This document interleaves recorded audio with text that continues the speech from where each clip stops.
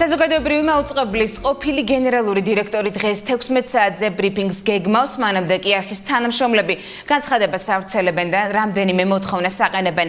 Უფრო დეტალურად მათი მიმართვის შესახებ ნანუკა იორდანიშვილი ისაუბრებს. ნანუკა არის თუ არა ცნობილი სამეურვეო საბჭოს პოზიცია. საზოგადოებრივი მაუწყებლის თანამშრომლების ნაწილმა შეიმუშავა სპეციალური განცხადება. ამ განცხადებაში ჩამოთვლილი არის ორი ძირითადი მოთხოვნა. ისინი უნდობლობას უცხადებენ სამეთვალყურეო საბჭოს წევრებს, ასევე მოითხოვენ, სანამ არ დაკომპლექტდება სამეთვალყურეო საბჭო ახალი წევრობით, მანამდე შეჩერებული იქნას ის კონკურსი, რომელიც გამოაცხადა უკვე ბორდმა ახალი გენერალური დირექტორის არჩევის თაობაზე. ამასთანავე, როგორც საინიციატივო ჯგუფის ერთ-ერთმა წევრმა ნინო ზაუტაშვილმა ჩვენთან საუბარში აღნიშნეთ, მათ უკვე გადასცეს ბორდის წევრებს ეს მის მართვა, თუმცა როგორც ჟურნალისტებისთვის, ასევე ამ მიმართვის ავტორებისთვის ჯერჯერობით უცნობია შეხვედრის ამ განცხადებაზე პასუხი, როგორც ცნობილია, საინიციატივო ჯგუფის წევრები ითხოვენ 6 საათზე ბორდთან შეხვედრას, ასევე მათ მოთხოვნებში არის ისიც, რომ ეს შეხვედრა პირდაპირ ეთერში მაუწყებელზე გადაიცეს. ამის სრული უფლება გვაქვს საზოგადოებრივი მაუწყებელთან. პირველ რიგში რა თქმა უნდა უნდობლობას უცხადებთ სამეურვეო საბჭოს, ამაზე ორი აზრი არ არის. მოვითხოვთ 6 საათზე სამეურვეო საბჭოსთან შეხვედრას, თავისთავად ცხადია და თავისთავად ცხადია ყველა იმ განვითარებულ მოვლენასთან დაკავშირებით დადგა მათი უნდობლობის საკითხი და შესაბამისად ბორდის გაუქმებაზე და ახალი ბორდის შექმნაზე დადგება თუ დღეს არა ხვალ ამის მოთხოვნა აუცილებლად. ხოლო რაც შეეხება იმას გენერალური დირექტორის თანამდებობიდან გადაყენების საკითხს, რაც შეეხება გიორგი ბარათაშვილი დღეს შეიტანს საჩივარ სასამართლოში, აქედან გამომდინარე ჩვენ სასწრაფო წესით ვითხოვთ საკითხის სამართლებრივ გადაწყვეტამდე შეჩერდეს ყველანაირი კონკურსი გენერალური დირექტორის ვაკანსიაზე.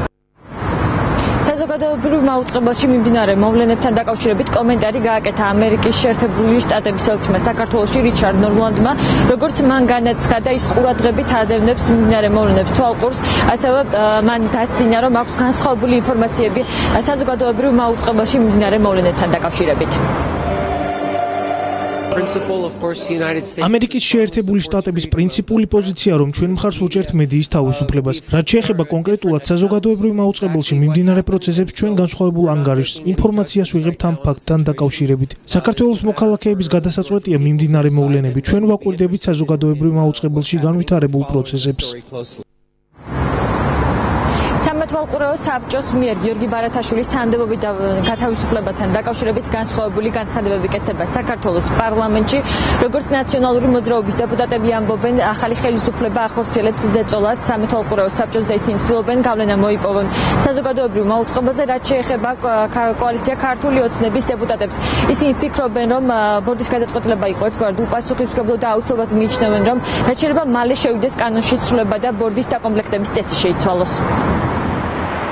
საზოგადოებრივ მაუწყებელზე განვითარებული მოვლენები, რაც შეიძლება ნაკლებად უნდა ჩაერიოს, ასე ვთქვათ, ხელისუფლება ამ პროცესებში და საზოგადოებრივ მაუწყებელმა მიიღო დამოუკიდებელი გადაწყვეტილება, რომელმაც, ასე ვთქვათ, დაიფარა ტელევიზია პოლიტიკური, ასე ვთქვათ, ჩარევისაგან და გარეთა ზეწოლისაგან. განცხადება, რაც ბორდმა გააკეთა, ნამდვილად შეიცავს პოლიტიკურ კონიუნქტურას და გულის ტკივილს, რომ ეს ბორდი ახლა სხვა რეალობაში, სხვა ხელისუფლების პირობებში მუშაობს.